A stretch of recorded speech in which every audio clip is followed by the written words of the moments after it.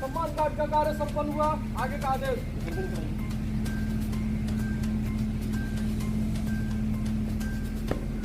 सम्मान कार्ड। किस तरह बैठक किए हैं, क्या सब निर्देश दिए गए हैं? देखिए, आज की जो बैठक का उद्देश्य है वो ये है कि मैं अपने अधीनस्थों से right up to SHO level, inspector, deputy SP साहब और SP साहिबान से पूरा विचार विमर्श करना चाह रहा था और किया पूरा विचार विमर्श कि हम एक तो पुलिसिंग को अच्छे से अच्छा कैसे बनाएं, उसको और कारगर कैसे बनाएं, जो हमारे नागरिकों की अपेक्षाएं हैं उसको कैसे पूरी करें, और जो हमारे थाना स्तर पर या सर्कल स्तर पर या SDPO के स्तर पर कोई दिक्कतें अगर आ रही हैं तो वो दिक्कतों को कैसे दूर करना है, उसका हल निकालना, कैसे हल निकालना, उसके हल निकाले भी गए है, उसके बारे में व्यापक चर्चा हुई। और जो भी इस तरह की चर्चा के बाद जो समस्याएं सामने आई उन सबका बिल्कुल हल जो है और बिल्कुल प्रैक्टिकल चीज़ों को मद्देनज़र रखते हुए वो हल निकाल लिया गया है। मुख्यालय का पूरा सपोर्ट जो है वो यहाँ के दोनों इलाके जो पुलिस है, हमारे DIG साहब है, सबको पूरा पहले भी था और अभी भी है और आगे भी और अच्छे से रहेगा। कुछ निर्देश भी दिए गए होंगे कि आपराधिक घटना जो बढ़ने की आप बात कह रहे हैं, ये बिल्कुल एक वेग तरह का सवाल है।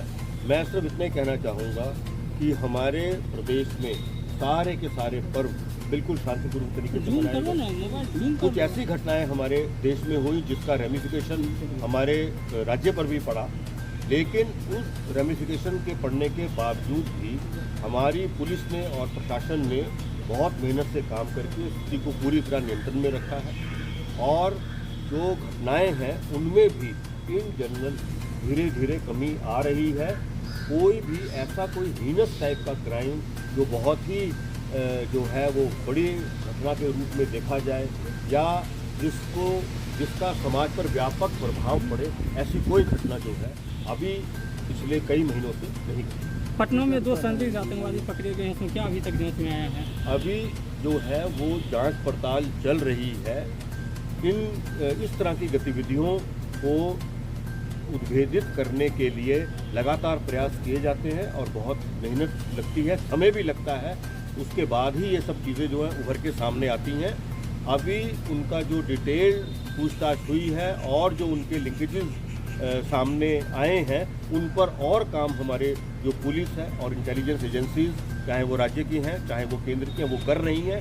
उसके बाद जो और चीज़ें सामने आएंगी तो हम आपसे वो चीज़ें शेयर करेंगे। कहा ये जा रहा है कि प्रधानमंत्री में अभी जो इकोनॉमिक ऑफेंसेस यूनिट इस पूरे मामले की जांच कर रही है, उनके जांच के क्रम में उन DSP जो रंजीत रजक हैं उनके खिलाफ साक्ष्य मिले हैं।